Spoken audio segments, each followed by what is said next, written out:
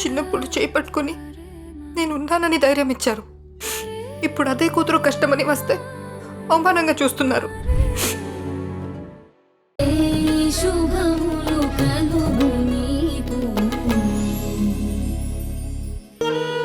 వారాహి,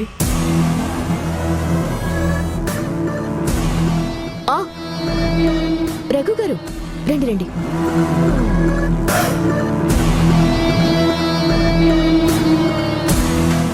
రండి బాబు, కూర్చోండి.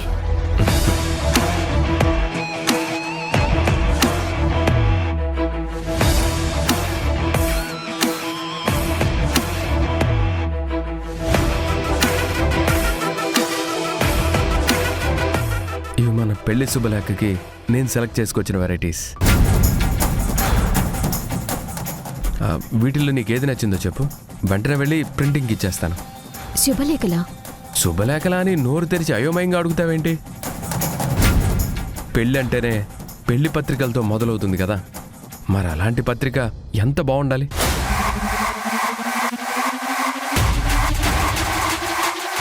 అందుకే ఈ విషయంలో నా ఒక్కడి సెలక్షనే బాగోదనిపించి నాకు నచ్చిన కొన్ని కార్డ్ సెలెక్ట్ చేసి తీసుకొచ్చాను. చూడు, నీకేది నచ్చిందో చెప్పు. బాబు ఒక్క నిమిషం.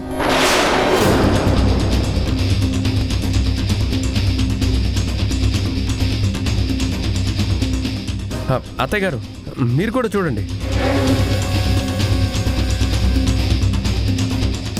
మీతో ఒక విషయం గురించి మాట్లాడాలి బాబు. భలే వారే, మాట్లాడడానికి ఇంత మొహమాట పడాలా? మాట్లాడండి. పెళ్ళి ఎక్కడ, ఎలా చేయబోతున్నాం, అదేగా మీ ప్రశ్న? లేదు బాబు, ఈ పెళ్లి కొద్ది రోజుల పాటు ఆపేద్దామని నా ఆలోచన.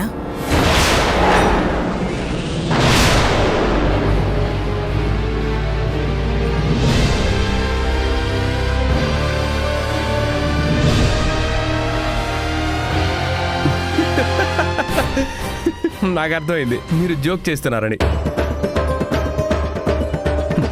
కానీ పాపం వీళ్ళెవరికి అర్థం కాక మీ మాటల్ని సీరియస్గా తీసుకొని చూడండి ఎలా స్టన్ అయిపోయి చూస్తున్నారో. మీతో సరదాగా మాట్లాడే స్థితిలో నేను లేను బాబు. అవును, మాకు చాలా సమస్యలున్నాయి. మా కళ్యాణి మీద కేసు నమోదయ్యింది. తనకి వచ్చిన ఉద్యోగం ప్రశ్నార్థకంగా మారింది. అరుంధతితో కొత్త సమస్యలు మొదలయ్యాయి.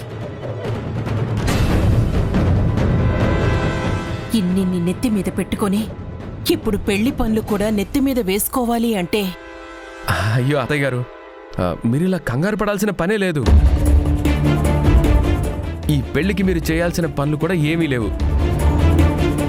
ఆ భారం అంతా నేనే నా నెత్తి మీద వేసుకొని మోస్తాను.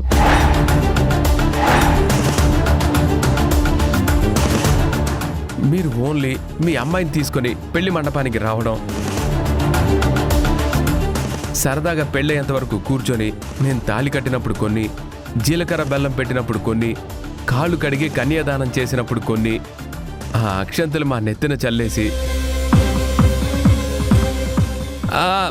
అదే కంగారులో ప్రాసెస్ కొంచెం రివర్స్లో చెప్పినట్టున్నాను.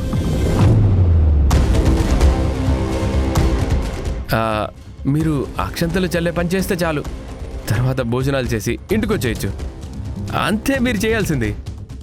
మీరు చెప్తుంది చేయాల్సిన పనుల గురించి, నేను చెప్పేది మనసు మొయ్యాల్సిన బరువు గురించి.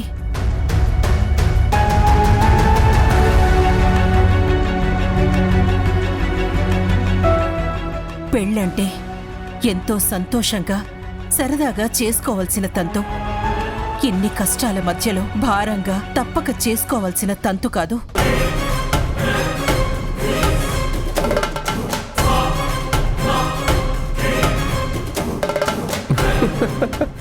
ఏమండి, ఏంటండి మీరు చెప్పేది?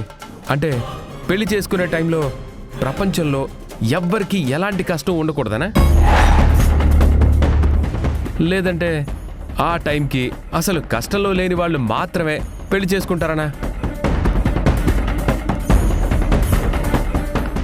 అలా అయితే మన దేశంలో పెళ్ళనే మాటనే మర్చిపోవాలి అందరూ.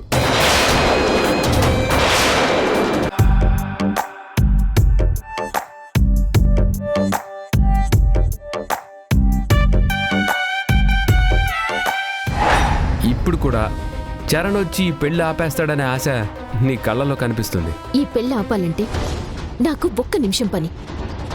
నువ్వు రేఖ మనిషివని నాకు తెలిసిన క్షణమే పెళ్లి ఆపేసేదాన్ని.